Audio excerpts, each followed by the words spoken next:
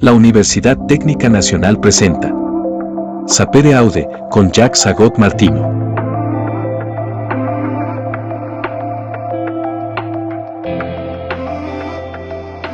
Somos UTN. Hola queridas amigas, queridos amigos. Aquí siempre con nuestro programa Sapere Aude, conversando con los grandes escritores. Y es de manera puramente ritual que repito una vez más la expresión Sapere Aude. La repito por si acaso estamos en presencia de un amigo que nos escucha por vez primera. La expresión latina Sapere Aude significa atrévete a saber. Aude, de audacia, que la encontramos también en audentes fortuna iuvat. La fortuna ayuda a los audaces, audentes fortuna iuvat, ayuda, ¿verdad? En este caso, nuestro programa se llama Sapere Aude. Ten la audacia de saber, de aprender, de conocer. ¿Por qué audacia? Bueno, porque en efecto, aprender es siempre un pequeño reto o un gran reto, ¿verdad? Es un reto, es un pequeño desafío, sí. Hemos de ensanchar nuestros horizontes intelectuales y culturales y cognitivos para aprender.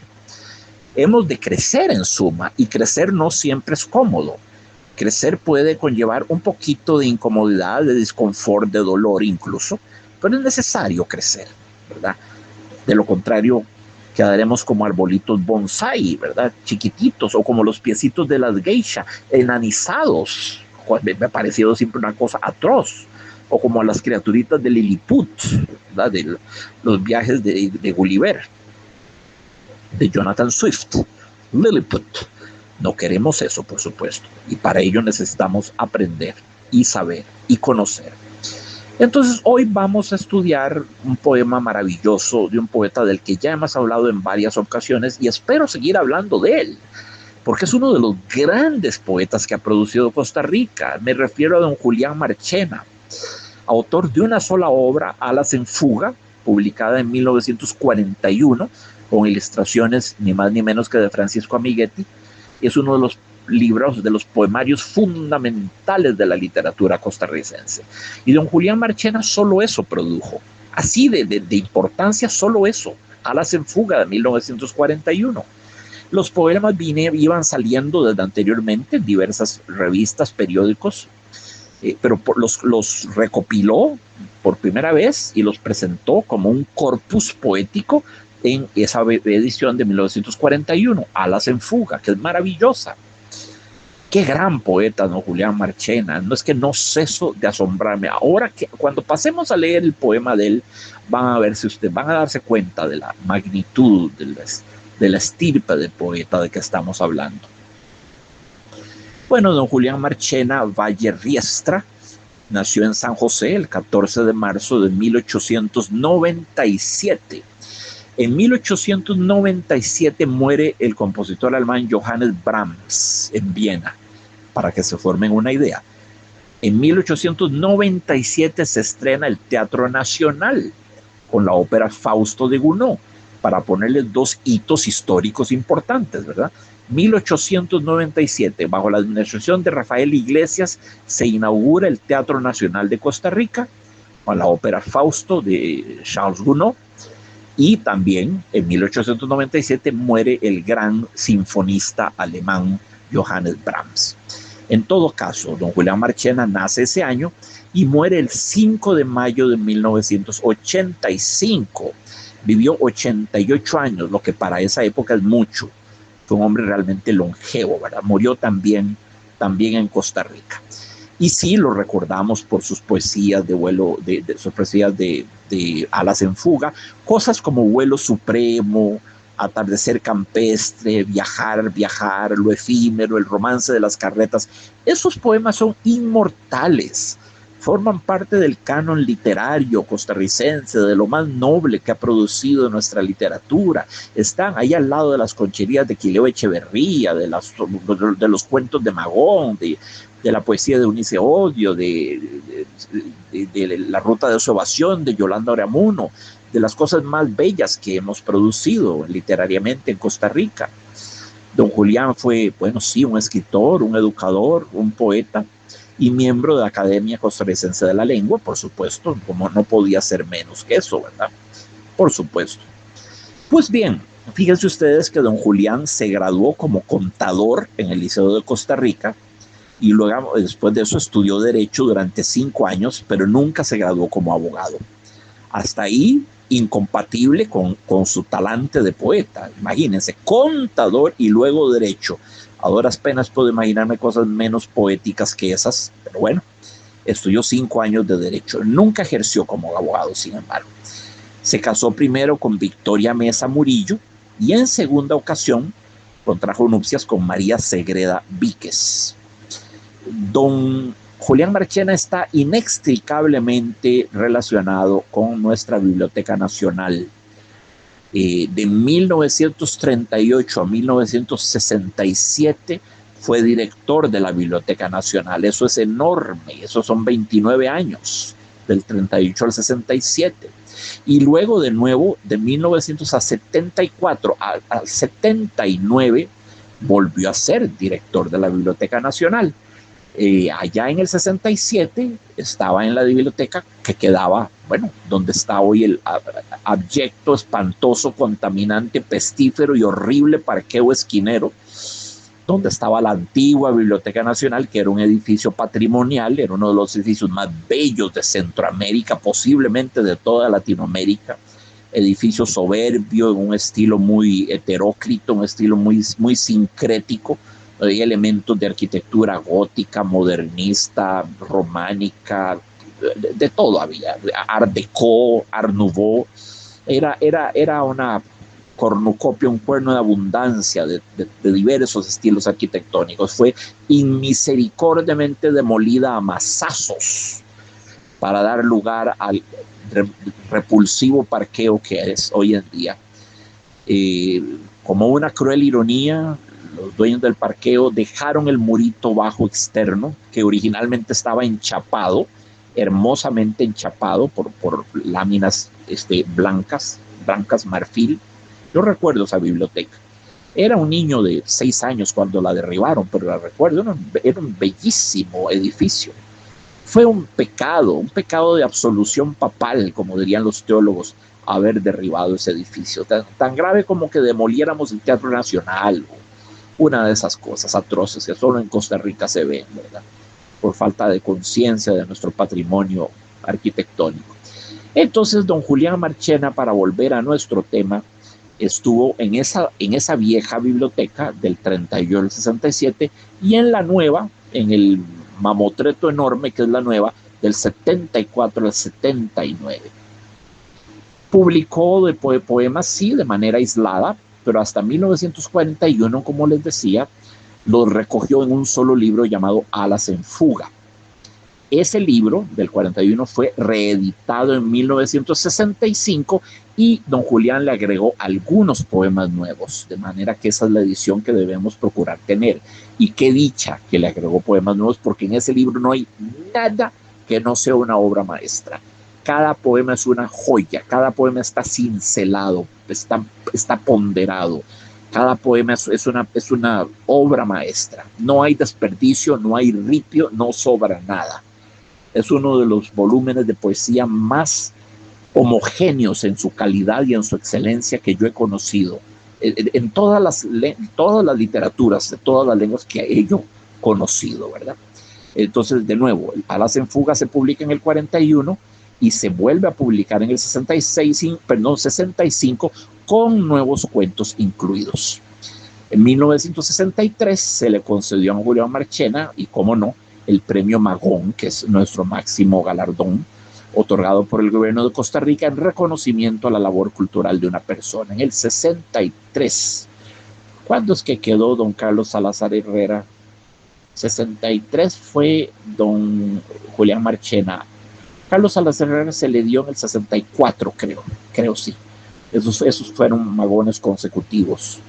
Cuando el magón se le concedía efectivamente a quienes lo merecían, cuando efectivamente era un premio valorable, cuando efectivamente era un gran honor recibirlo, hoy en día es una chanfaina. Hoy en día es una charlatanería, se le confiere a cualquier mediocre, a cualquier poseo, a cualquier figurador. Es un premio devaluado, es un premio que ya casi que da vergüenza que se lo concedan a alguien. He visto cosas atroces y todos los artistas de este país lo hemos notado. Aprovecho para hacer esta cuña, este pequeño editorial. Más seriedad, señores, más seriedad en los jurados que conceden el premio Magón, más seriedad. Dime quién está en el jurado y te diré quién va a ganar el premio. Eso es así. El argollismo de siempre en Costa Rica, ¿verdad? En todas las esferas de nuestra sociedad, política, economía, religión, cultura, educación, en todas nuestras esferas, el argollismo endémico de esta aldea que es Costa Rica, el argollismo de siempre que nos ha impedido crecer y nos mantiene pigmeizados. Pero bueno, en el 63, cuando le dan el premio Magón a don Julián Marchena, ciertamente en esa época era un gran honor recibir el premio Magón. Ya no lo es, pero lo era en esa época. Y qué bien que se lo dieron, qué bien. Muy bien, y eso es lo que quería básicamente hablarles sobre don Julián Marchena. Muy poquito, porque ya hemos hablado de él muchas veces. El contenido de su poesía, los temas de su poesía, pues son, ¿qué les puedo decir? El amor, el dolor, el anhelo de libertad, el ansia de infinitud, el ansia de eternidad. De los sentimos en su famoso poema Vuelo Supremo, que todo costarricense debería sabérselo de memoria, ¿verdad? Vuelo Supremo, el ocaso, el crepúsculo, la muerte, claro, y en la medida en que todo ocaso es una prefiguración de la muerte, y son los temas universales, son los temas de siempre, queridos amigos. Son los mismos temas que trató Alfred del Museo, Víctor Hugo, Gustavo Adolfo Bécquer, Espronceda, Neruda, Gabriela Mistral. Son esencialmente los mismos grandes y eternos e inextinguibles, inagotables temas. Y ahí están tratados magistralmente por don Julián Marchena. Y ahora los invito a compartir un poema bellísimo, bellísimo, no los voy a defraudar. Quédense conmigo y seguimos en nuestro programa. Y el poema que he elegido para que lo disfrutemos, que lo compartamos, para que nos demos una zambullida en él, en su enorme belleza literaria, se llama Anochecer Campestre, es un soneto, y voy a hacer 2 lecturas consecutivas de este poema. Anochecer campestre. Cuando la tarde muere y soñolientos van hundiéndose en sombras los caminos, se duerme entre las frondas ya sin trinos el alma vagabunda de los vientos. Rezan las viejas sus rosarios lentos, en tanto que al fulgor de mortecinos faroles, ruidos mozos cuentan cuentos de brujas y fantasmas y asesinos. Sube del valle virginal fragancia, una campana sueña en la distancia, el paisaje se borra. Se diría que la noche cerró, muda y avara, como un tintero que se derramara sobre una página de tricomía. Segunda lectura. Anochecer campestre. Cuando la tarde muere y soñolientos van hundiéndose en sombras los caminos, se duerme entre las frondas ya sin trinos el alma vagabunda de los vientos. Rezan las viejas sus rosarios lentos, en tanto que al fulgor de mortecinos faroles, rudos mozos cuentan cuentos de brujas y fantasmas y asesinos. Sube del valle virginal fragancia, una campana sueña en la distancia, el paisaje se borra. Se diría que la noche cerró, muda y avara, como un tintero que se derramara sobre una página de tricomía. Como les decía, amigos y amigas, este poema es un soneto. Ya hemos estudiado muchos sonetos en esta serie de programas. Y sabemos que el soneto es una forma poética clásica, muy antigua, que se caracteriza por tener 4 estrofas Las dos primeras son de 4 versos cada una, las dos segundas son de 3 versos cada una. Primera estrofa, 4 versos, segunda estrofa, 4 versos, tercera estrofa, 3 versos, cuarta estrofa, 3 versos. Las estrofas de 4 versos se llaman cuartetos, o en un término un poco más culterano, un poco más erudito, serventecios. Serventecios con V o cuartetos simplemente. Y las estrofas de 3 versos se llaman simplemente tercetos. Entonces, 4 y 4, 8, más 3 y 3, 6, 8 más 6, 14. 14 versos bastan para un gran poeta, para un gran soneto, como el que nos ocupa en el momento actual, que es un bellísimo soneto, uno de los más lindos de Alas en Fuga, de don Julián Marchena. Es un poema del ocaso, es un poema del crepúsculo, es un poema de la puesta de sol.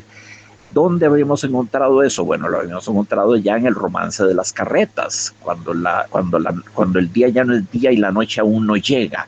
Ese cuando, ese adverbio, ¿verdad? Cuando el día ya no es día y la noche aún no llega, y aquí tenemos cuando la tarde muere y soñolientos, etcétera. Ese cuando es muy típico de don Julián Marchena. Y en ambos casos figura para evocar un paisaje de ocaso, de crepúsculo. La poesía de don Julián Marchena es muy predominantemente crepuscular. Crepuscular, el fin del día, la muerte del sol, la muerte provisional del sol. Les recuerdo que en francés es cosa peculiar. En francés el crépuscule, crepúsculo, se usa para la mañana, ¿verdad? Para la alborada, como para el ocaso. Se abre el crépuscule du matin, el crepúsculo de la mañana, y el crépuscule du soir, el crepúsculo de la tarde. Cosa divertida, porque para nosotros no. El crepúsculo es rigurosamente el ocaso, es el poniente. Mientras que el alba, el amanecer, es el sol naciente. No hay un crepúsculo de la mañana. No nos expresamos en esos términos. Muy bien, pasamos a nuestro bellísimo poema. La primera estrofa. Cuando la tarde muere y soñolientos van hundiéndose en sombras los caminos, se duerme entre las frondas ya sin trinos el alma vagabunda de los vientos. Es una estrofa bellísima, bellísima, como lo habrán ya percibido. Los versos son todos los 14 versos del sueño son en decasílabos, son versos de 11 sílabas. En eso es un poema isorrítmico e isométrico. Isométrico, el prefijo iso, como lo tenemos en triángulo isósceles, ¿verdad? Isométrico, que tienen la misma métrica, que cada verso tiene la misma métrica, y esa métrica es 11 sílabas. ¿Qué efecto tiene eso sobre el poema? Bueno, tiene un efecto muy perceptible. Es que esa regularidad rítmica, esa isometría, esa hermosa, en este caso, monotonía, le confiere al poema una serenidad, un aire melancólico, también calmo, apacible, casi sedativo, que es lo propio del ocaso, del crepúsculo. No debería ser un momento convulso del día. El crepúsculo es el momento en que ya, bueno, el sol se prepara para dormir, todo sobre la tierra se prepara para dormir, y es un momento de serenidad, es el fin de la jornada. El fin de la jornada es el último acto de la ópera, el último movimiento de la sinfonía, la coda del día, por así decirlo. Entonces, pues conviene que esté, digamos, imbuido de un ambiente de serenidad. Y en este primer estrofa vemos que un leitmotiv del soneto es la noción del sueño.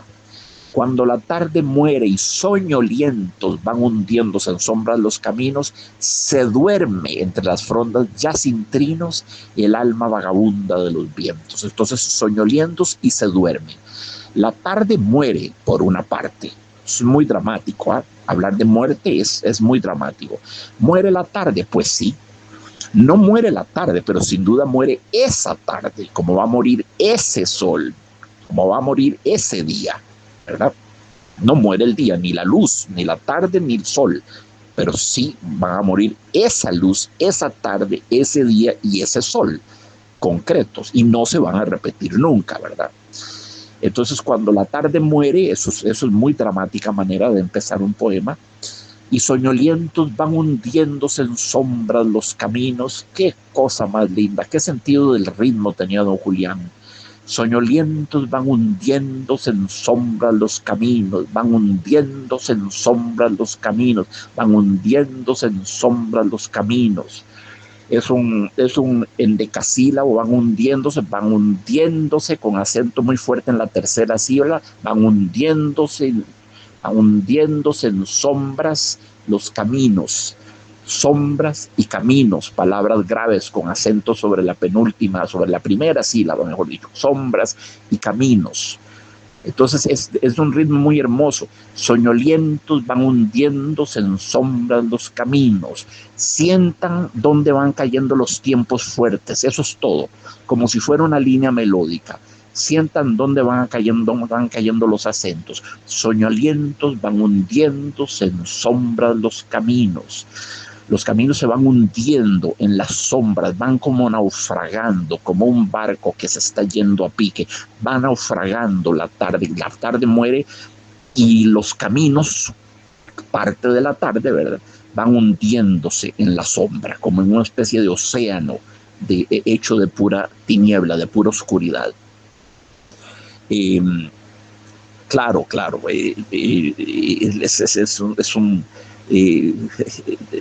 es un es un soneto de la melancolía crepuscular y un soneto que me recuerda mucho al Antonio Machado, ¿verdad? Cuando la tarde más se oscurece y el camino que serpea y débilmente blanquea se enturbia y desaparece, del poema Voy soñando caminos de la tarde, ¿verdad? La tarde más se oscurece y el camino que serpea y débilmente blanquea se enturbia y desaparece. Qué interesante cómo don Antonio Machado usa la sibilancia de las eses, se enturbia y desaparece, ¿verdad? La tarde más se oscurece y el camino que serpea y débilmente blanquea se enturbia y desaparece. La S, aquí esa sibilancia, sugiere la forma en que se está desvaneciendo la realidad, en que está borrándose, esfumándose la realidad. Es un sonido de algo que está desapareciendo. El camino, los caminos de la tarde con la caída del ocaso, con la puesta del sol, ya no se ven nítidamente los caminos. Y bueno, ese mismo clima, esa misma atmósfera psicológica y diríamos incluso climatológica o meteorológica la tenemos en el soneto de don Julián Marchena. Cuando la tarde muere y soñolientos van hundiéndose en sombras los caminos de la tarde de que hablaba Machado, ¿verdad? Está clarísimo que don Julián pensó en Antonio Machado al elaborar este soneto. No estoy sugiriendo ni remotamente que le haya copiado nada, por supuesto que no. Incontables son los poetas que han escrito sobre el ocaso y el crepúsculo, es casi un lugar común, ¿verdad? Casi que no hay un poeta que no haya escrito sobre eso, es un momento inherentemente poético del día, es el ocaso. Quizás el amanecer también, menos frecuentemente en todo caso. Pero sí, son los caminos de la tarde, es la tarde que más se oscurece y los caminos que se van disipando, que se van borrando, que se van difuminando, diríamos. Se duerme entre las frondas ya sin trinos el alma vagabunda de los vientos. Sí, es muy bello, muy bello. Hay ya un término para este tipo de recurso retórico, lo hemos mencionado varias veces, cuando a un ente inanimado se le asigna un ánima, un alma, o se le asignan cualidades o propiedades humanas, cuando se psicologiza algo que no tiene psique. En este caso estamos hablando de el alma vagabunda de los vientos. Bueno, esa alma vagabunda se duerme entre las frondas ya sin trinos, ya sin aves, ya sin el canto de las aves. Las aves están ya recogidas en sus nidos para dormir. Pero lo interesante es esto. Los vientos no tienen un alma vagabunda. Y los vientos no se duermen, es mentira, se aplacan, dejan de soplar, quizás, sí, de acuerdo, pero no se duermen y no tienen un alma vagabunda o un alma muy atareada, for that matter, ni una cosa ni la otra. Esto se llama prosopopeya. Prosopopeya también personificación. Es una proyección, digamos, antropopática, que la palabra no nos asuste. Antropopática es una proyección del patos, del sentimiento, de la pasión, del sentir, del dolor, el patos, antropopática, una proyección hacia las cosas inanimadas que nos rodean, en este caso el viento, los vientos, una proyección del patos, del antropos, del patos del ser humano, del patos del ser humano, una proyección antropopática. Entonces sentimos que los vientos se duermen entre las frondas ya sin trinos, es parte de ese enorme movimiento de acalmí, de serenidad que va cayendo como del cielo, ¿verdad? Un sentimiento de unción, de paz, de infinita serenidad. Entonces sentimos que los vientos también ellos, igual que las aves, se retirasen a descansar. Y el alma de los vientos además es vagabunda. Bueno, una vez más, los vientos no se duermen, los vientos no tienen un alma y esa alma que no tiene los vientos no es tampoco vagabunda. Entonces es una triple prosopopeya. ¿Se duerme? No, los vientos no se duermen, eso es propio de los animales o de los seres humanos. El alma, no, los vientos no tienen alma. Y vagabunda, no, los vientos no son ni vagamundos ni hacendosos y atareados. Son tres proyecciones antropopáticas, tres prosopopeyas, tres humanizaciones o personificaciones del viento. Pero lo que importa sobre todo es la música. Se duerme entre las frondas ya sin trinos, se duerme entre las frondas ya sin trinos. Hermoso, porque fíjense que frondas cae el acento igual que en el verso anterior cayó sobre sombras, van hundiéndose en sombras los caminos y ahora se duerme entre las frondas ya sin trinos, los acentos van cayendo en las mismas sílabas, van hundiéndose, se duerme entre las sombras sin caminos, perdón, van hundiéndose en sombra los caminos. Siguiente verso, se duerme entre las frondas ya sin trinos. Caminos y trinos y sombras y frondas tienen el acento en la misma sílaba, ¿verdad? Que es la sílaba, la segunda sílaba. Son palabras graves. Entonces hay claro, la isometría, el mismo metro, el mismo ritmo, la misma cantidad de sílabas, pero no solo eso, lo que es más importante. En un verso de 11 sílabas tenemos montones de posibilidades de dónde poner los acentos. Pero es que don Julián Marchena elige los mismos puntos para poner los acentos. En sombras los caminos y en el otro verso las frondas ya sin trinos. Si los acentos van cayendo según un esquema regular, predecible, métrico, y eso le da al poema una gran eufonía, una gran musicalidad, un acompasamiento muy hermoso. Pasamos a la siguiente estrofa. Rezan las viejas sus rosarios lentos, en tanto que al fulgor de mortecinos faroles, rudos mozos cuentan cuentos de brujas y fantasmas y asesinos. ¡Qué estupenda estrofa! Rezan las viejas sus rosarios lentos. Rezan las viejas sus rosarios lentos. Sí, claro, es la hora del ángelus. El ángelus es cuando suena la campana de la iglesia, cerca de las 5:30, antes de las 6 de la tarde. Ya en Costa Rica no se acostumbra. Otrora se acostumbraba, el momento del ángelus, el momento de recogimiento del ángelus, cuando caía el crepúsculo, 5:30 de la tarde, digamos. Ahí el ángelus significa ángeles y es una plegaria. Es la plegaria que la gente se recogía para orar en ese momento en que la iglesia hacía tañer las campanas. Hay un cuadro hermoso de Millet, M-I-L-L-E-T, Millet, que se llama El Ángelus, que lo deben ver. Hay una pareja de campesinos que están orando con las cabecitas bajas en un enorme campo de siembra, y allá a lo lejos se ve un campanario, unos techitos, algo, ¿verdad? Y el campo se ve todo ya en sombras. Ese es el Ángelus de Millet. Y la luz en lontananza es una luz una luz moribunda ya, la luz del ocaso, de un ocaso particularmente triste, porque hay todo tipo de ocasos, ¿verdad? Los hay que son encendidos, fogosos, sanguíneos, de un rojo que es casi enceguecedor, explosivos, ¿verdad? Hemorrágicos. Los hay que son más lánguidos, ¿verdad? Más apagados, con colores un poco más fríos, ¿verdad? Menos incandescentes. Bueno, ese del Ángelus de Millet es una puesta de sol más melancólica, menos festiva, no son los rojos carmesí encarnados, purpúreos, de otro tipo de puestas de sol, ¿verdad? Entonces rezan las viejas sus rosarios lentos, sí, sí, porque es probablemente el momento del ángelus, el momento de la plegaria vespertina. Rezan las viejas sus rosarios lentos, en tanto que al fulgor de mortecinos faroles, mortecinos, segunda alusión a la muerte. La tuvimos en el primer verso del poema, cuando la tarde muere, y ahora lo tenemos en el fulgor de mortecinos faroles. Los faroles están también muriendo. Todo lo que es luz se está extenuando, se está extinguiendo. Al fulgor de mortecinos faroles, rudos mozos cuentan cuentos. Qué lindo esto.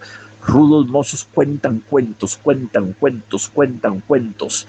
Es una literación y una asonancia, es decir, una reiteración de sonidos vocálicos, U-E-A, cuentan, y luego U-E-O, cuentos, ¿verdad? Con las mismas consonantes, C-N-T.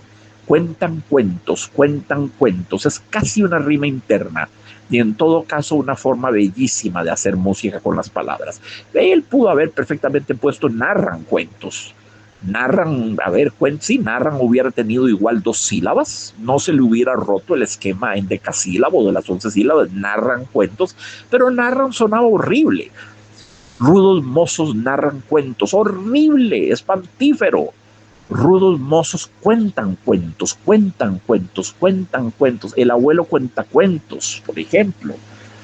De nuestro gran poeta y escritor de obras, Carlos Luis Sáenz, de literatura infantil, el de Molita Mayor, y el abuelo cuenta cuentos, ¿verdad?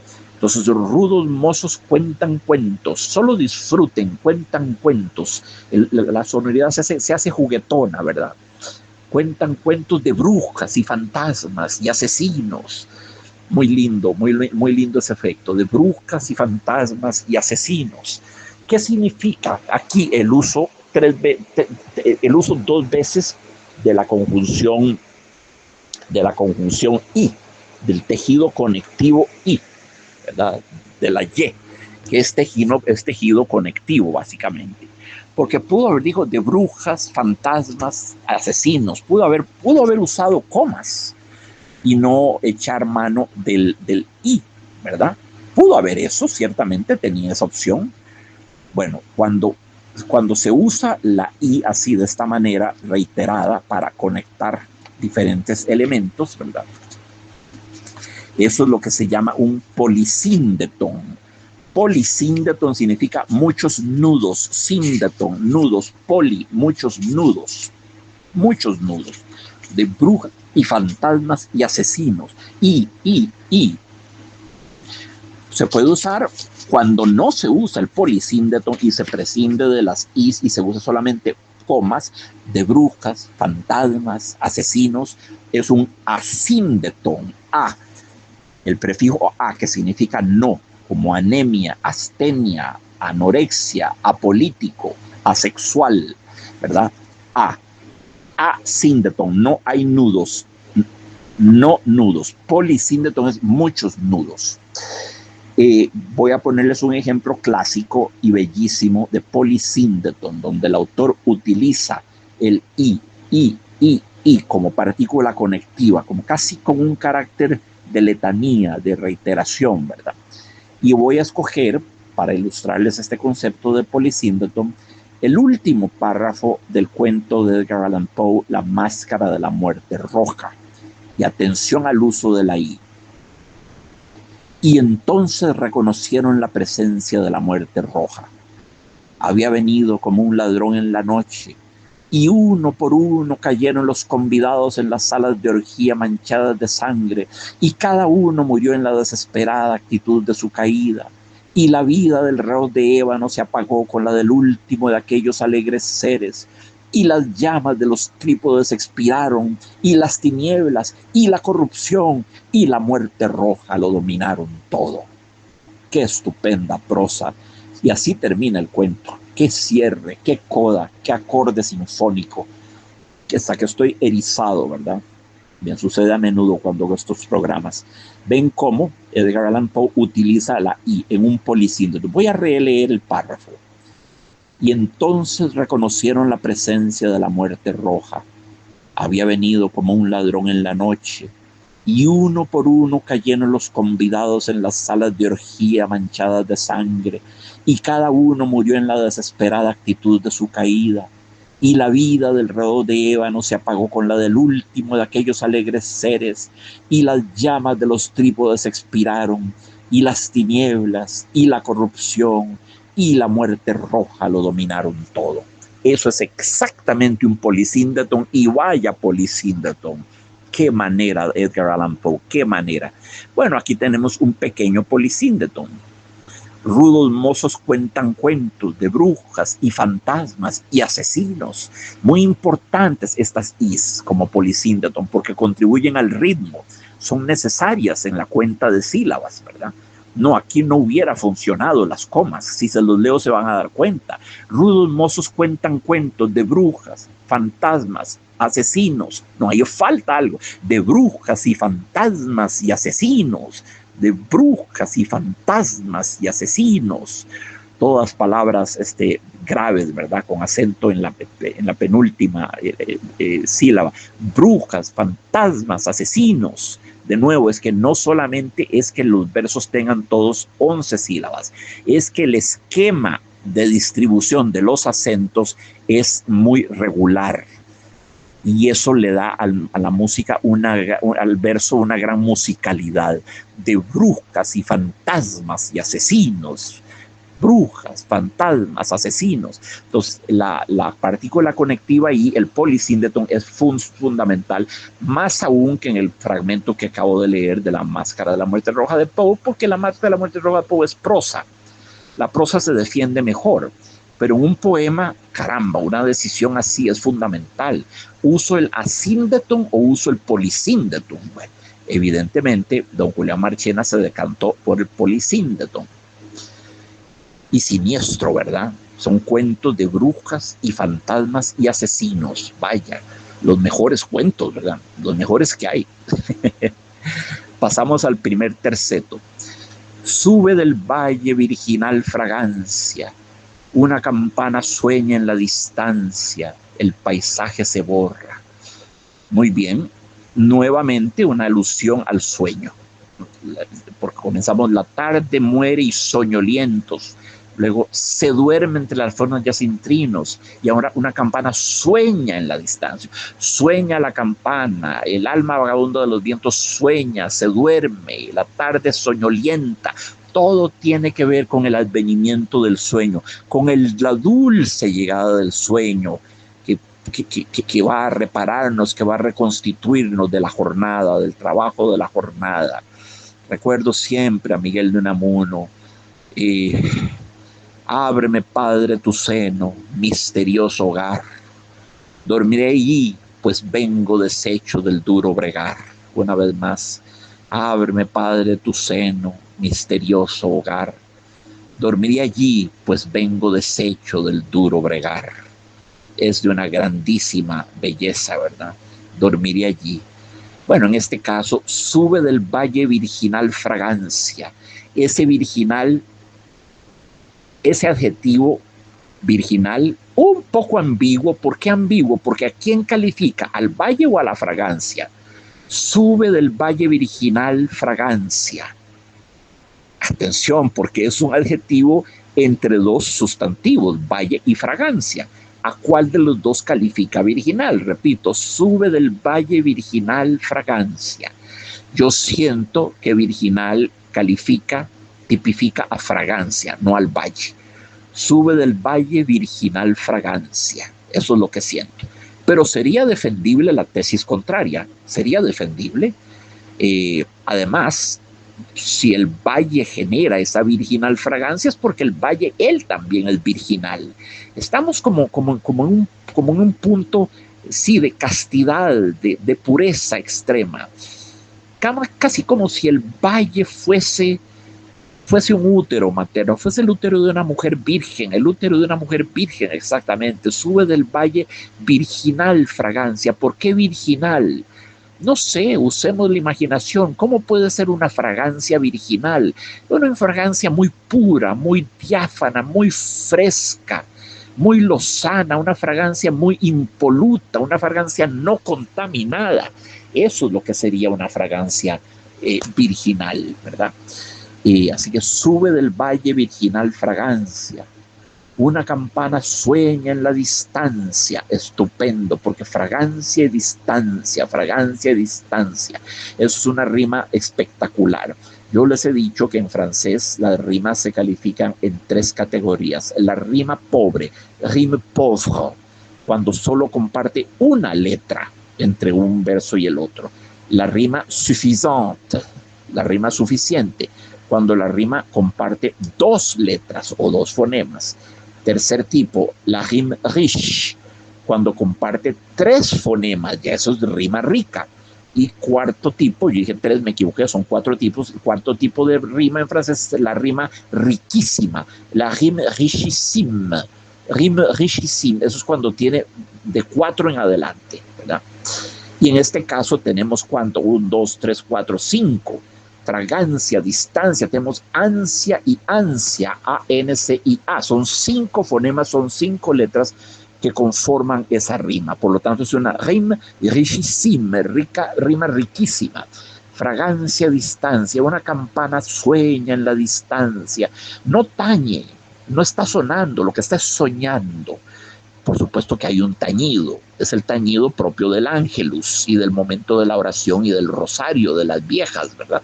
De las viejas, sus rosarios lentos.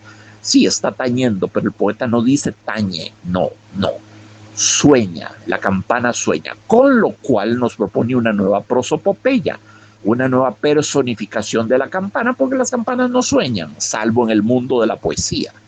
Una campana sueña en la distancia, es un tañer distante, lejano, es una campana que apenas nos llega el tañido, ¿verdad? Apenas nos llega. Y es como un sueño, no es una realidad, es un sonido casi onírico, como lo que se oye en sueños de pronto, ¿verdad? Luego el paisaje se borra, y punto, en mitad del verso, el paisaje se borra, final del primer terceto, se borra, así de simple. Y luego viene un encabalgamiento, porque en ese verso el paisaje borra. Se diría, nos dice el poeta, se diría que, bueno, lo que se diría es lo que viene en el siguiente y último terceto. Entonces hay un desbordarse semántico, hay un desbordarse fonoprosódico, semántico, sintáctico, hay un rebozo de sentido del último verso del primer terceto al primer verso del segundo terceto, ¿verdad? El paisaje se borra, se diría que la noche cerró, ahí hay un encabalgamiento, el sentido desborda, ¿verdad? Desborda el verso, se diría, hasta ahí no hay unidad de sentido, es una cosa incompleta, se diría que, bueno, se diría que la noche cerró, muda y avara. Entonces hay un encabalgamiento de nuevo, el sentido se rebosa, se rebalsa de un verso al siguiente. Y en este caso más drástico aún, porque va de una estrofa a otra, de un terceto hasta el otro. Entonces el brinco es mayor, se cabe. Se diría, bueno, el poeta pudo haber dicho diríase, con el pronombre se pospuesto, postergado, diríase, pero no lo quiere así, optó por se diría que la noche cerró, muda y avara, muy linda la noción, pues la noche cerró, tenía que usar un participio pasado, cerró, y pone una coma además, que tenía una impresión de que el cierre es rotundo y seco, inexorable y digamos, no es reversible en modo alguno. Se diría que a la noche cerró, coma, una pausa pone incluso para darle mayor cierre, se diría que a la noche cerró, muda y avara, una noche muda y avara. Otra personificación, doble personificación, pues de que la noche no es ni muda ni avara. Eso solo un ser humano puede ser mudo y avaro. Entonces la noche cerró muda y avara. Sí, es muy avara justamente por cuanto cerró, canceló el día, le tiró el candado al día, ¿verdad? Entonces eso es muy interesante. Sí, la noche cerró muda y avara, doble prosopopeya, como un tintero que se derramara. Entonces, de nuevo, avara con derramara, maravilloso, una rima estupenda con ARA y ARA. Avara, derramara, ARA y ARA. Que la noche cerró, muda y avara, como un tintero que se derramara sobre una página de tricomilla. Vaya una palabra para cerrar un poema, palabra curiosa, el tipo de palabra que uno hubiera encontrado más típicamente en Rubén Darío. Rubén Darío, que le encantaba andar poniendo palabras raras, insólitas, inusitadas, algunas inventadas por él, otras muy bien establecidas con su etimología y demás cosas. Sí, Rubén Darío hablaba del mar proceloso, del cuervo, animal de pico cuervo, o del mar proceloso, o del poeta Nefelibata. Cielo santo, qué palabra, Nefelibata, no es un insulto, aunque suene feo. Nefelibata, esto es Rubén Darío de nuevo, es así como se expresaba Rubén Darío de Juan Ramón Jiménez, a quien quería y apreciaba mucho y admiraba mucho, era recíproca la admiración, pero Rubén Darío decía que Juan Ramón Jiménez era un joven neurótico y nefelibata.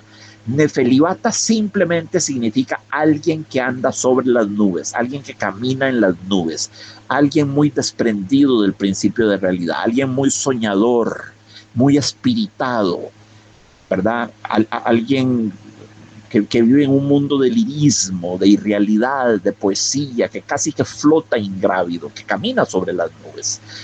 Bueno, eso es una palabra muy típica en el mundo de Rubén Darío, pero es curioso que don Julián Marchena, que no participa de la estética de Darío, se ha dicho que la influencia de Rubén Darío en Rubén Marchena, no, Julián Marchena es Julián Marchena. Por supuesto que todo lo que viene después de Rubén Darío es modernismo, y Julián Marchena puede decirse que sea modernista de una manera rezagada, casi anacrónica, porque Alas en Fugas de 1941, que en esa época el modernismo estaba perfectamente de pasé, ¿verdad? Pero bueno, está bien si quieren decir que don Julián Marchena es modernista, yo no me enojo con eso, no hay problema. Lo que pasa es que es muy diferente Julián Marchena de Rubén Darío. En primer lugar, Julián Marchena no estaba haciendo constantes alusiones a la mitología, a las diversas mitologías, pero todas, griega, sumeria, etíope, babilonia, fenicia, etc. No.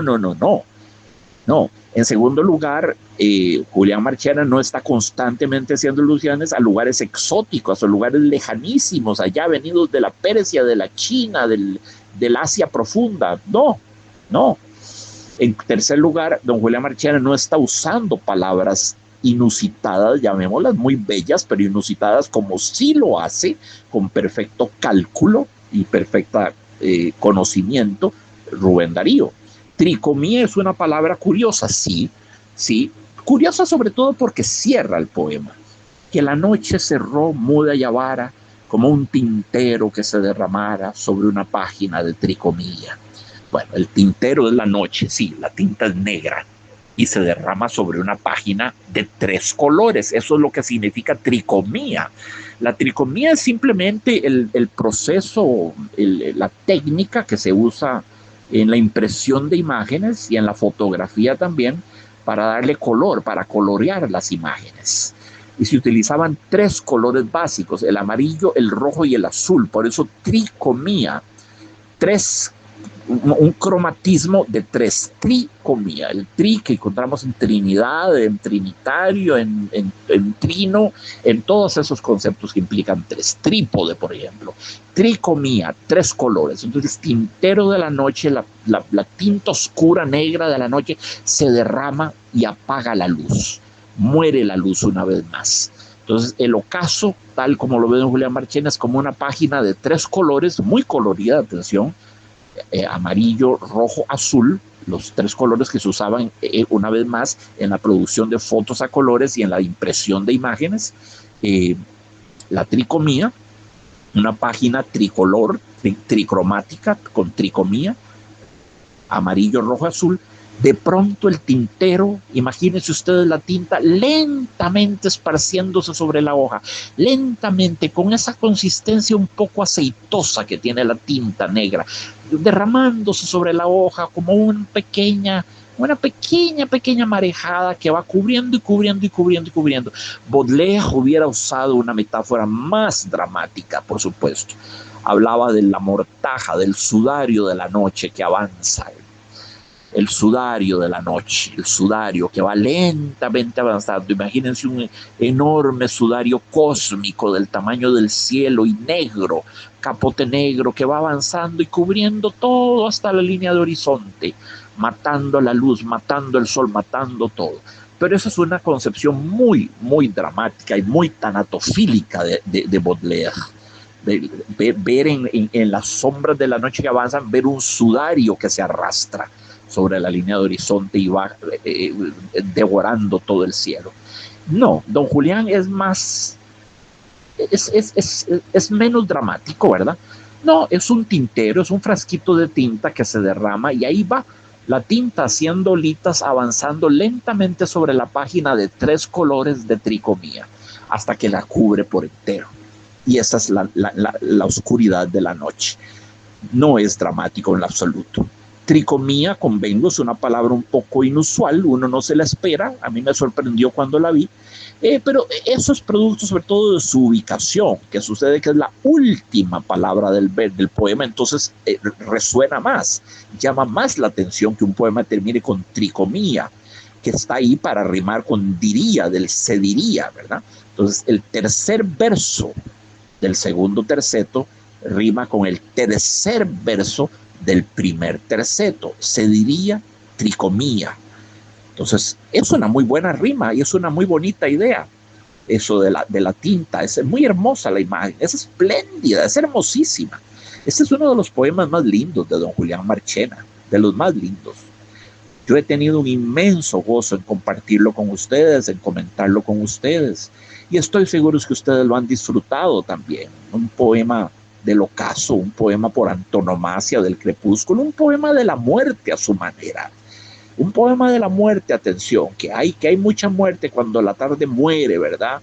El fulgor mortecino también, el paisaje se borra, la tinta nocturna, ¿verdad? De la noche sin astros, sin lunas, sin estrellas, pura tinta negra. Es un poema de la muerte de una manera sutil, atención, ¿verdad? Del sueño sin duda, o de esa muerte provisional momentánea que es el sueño, si se quiere ver así, ¿verdad?